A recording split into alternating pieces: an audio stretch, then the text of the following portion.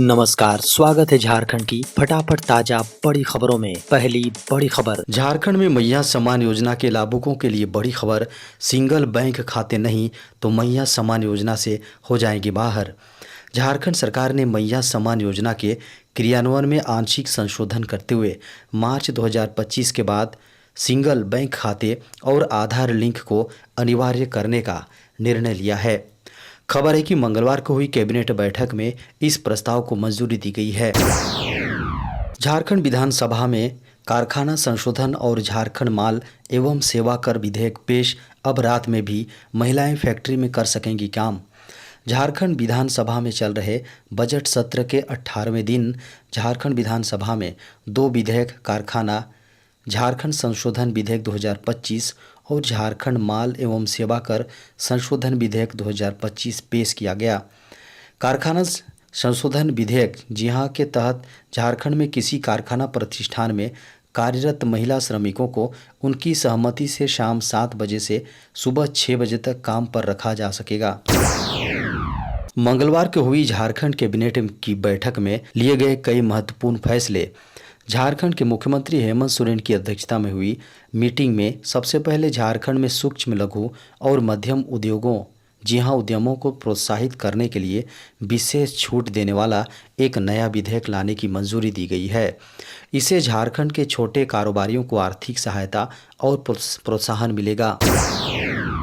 झारखंड में आज आसमान रहेगा साफ, मौसम रहेगा शुष्क। झारखंड में 26 मार्च को आसमान मुख्यतः साफ रहेगा और मौसम शुष्क रहेगा। अधिकतम तापमान 33 डिग्री और न्यूनतम तापमान 19 डिग्री तक जा सकता है। बात 27 मार्च की करें तो मौसम में ड्राइनेस बना रहेगा, आसमान साफ रहेगा, दिन में गर्मी महसूस होगी, धूप खिला हुआ रहेगा। इस दौरान अधिकतम तापमान 35 डिग्री सेल्सियस तक जाएगा। झारखंड हाईकोर्ट के आदेश आने के बाद ही निजी क्षेत्रों में 75% आरक्षण से संबंधित कानून लागू करेगी झारखंड सरकार। झारखंड हाईकोर्ट के आदेश आने के बाद ही प्राइवेट क्षेत्र में 75% आरक्षण से संबंधित कानून लागू करेगी। अदालत के आदेश आने के बाद ही झारखंड सरकार तय करेगी कि कोर्ट के आदेश का अनुपालन कराया जाए या आदेश को सर्वोच्च न्यायालय में चुनौती दी जाए। झारखंड में 7 अधिकारियों का तबादला, अनिल पाल्टा बने रेल महानिदेशक। झारखंड सरकार ने 7 आईपीएस अधिकारियों की ट्रांसफर पोस्टिंग की है। खबर है कि अनिल पाल्टा को रेल महानिदेशक बनाया गया है, वहीं एमएस भाटिया को होमगार्ड एवं अग्निशमन विभाग का महानिदेशक सह समादेष्टा बनाया गया है। झारखंड में मैया सम्मान योजना के लाभार्थियों के लिए बड़ी खबर। 20 लाख मैया सम्मान योजना को लेकर एक साथ मिलेंगे 7,500 रुपये। झारखंड की 20 लाख महिलाओं को मैया सम्मान योजना की बकाया राशि जारी कर दी जाएगी। खबर है कि इन्हें 3 महीनों की 7,500 रुपये की राशि एक साथ दी जाएगी। झारखंड में री एडमिशन के नाम पर फीस लेने वाले निजी स्कूलों पर होगी कड़ी कार्रवाई।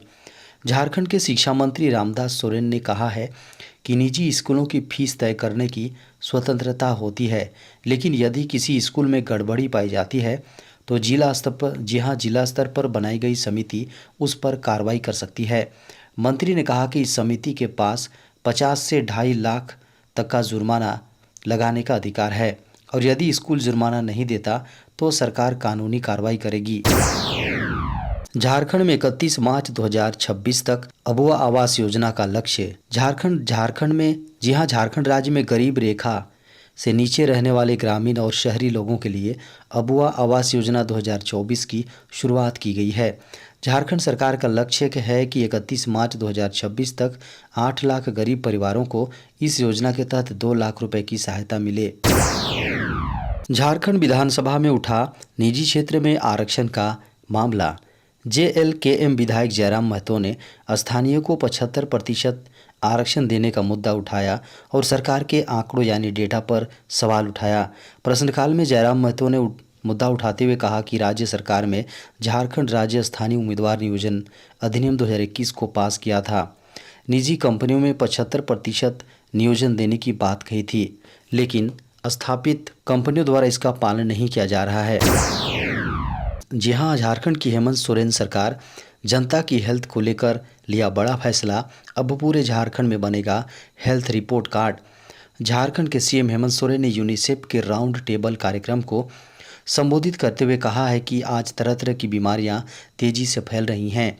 ये बीमारियां कैसे और किन लोगों से फैल रही हैं, इसकी पूरी जानकारी होनी चाहिए।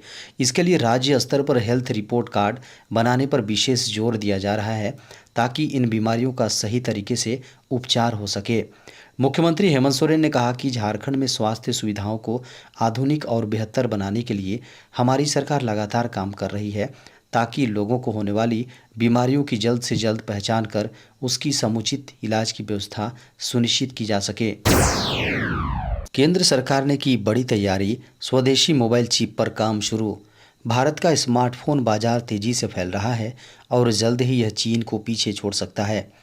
स्मार्टफोन की बढ़ती मांग और तेजी से डेवलप हो रहे प्रोडक्शन इकाइयों के कारण भारत विश्व का दूसरा सबसे बड़ा स्मार्टफोन बाजार बन सकता है।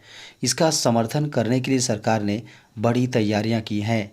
भारत में चिप मैन्युफैक्चरिंग यूनिट स्थापित करने का काम तेजी से चल रहा है। फिलहाल चिप बाजार में अमेरिका और चीन का वर्चस्व है।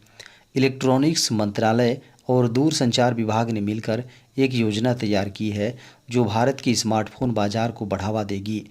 सरकार ने आत्मनिर्भर भारत योजना के तहत इसे पूरा करने का लक्ष्य तय किया है।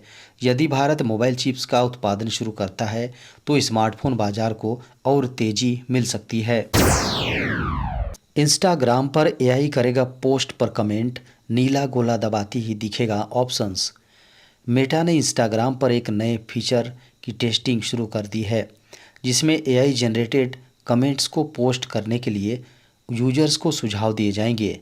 सोशल मीडिया फीचर टेस्टिंग करने वाले जॉन मंजानो ने हाल ही में इंस्टाग्राम पर एक right with Meta AI prompt देखा, जिससे यह संभावना जताई गई है कि इंस्टाग्राम यूजर्स अब अपने पोस्ट के तहत एआई द्वारा सुझाए गए कमेंट्स को आसानी से शेयर कर सकेंगे। हालांकि यह फीचर कुछ यूजर्स के लिए एआई के बढ़ते प्रभाव पर सवाल भी खड़ा करता है। मानाजानो द्वारा शेयर किए गए वीडियो के अनुसार इस टेस्ट फीचर का उपयोग करने वाले यूजर को कमेंट बॉक्स के पास एक पेंसिल और छोटा स्टार आइकन दिखाई देगा।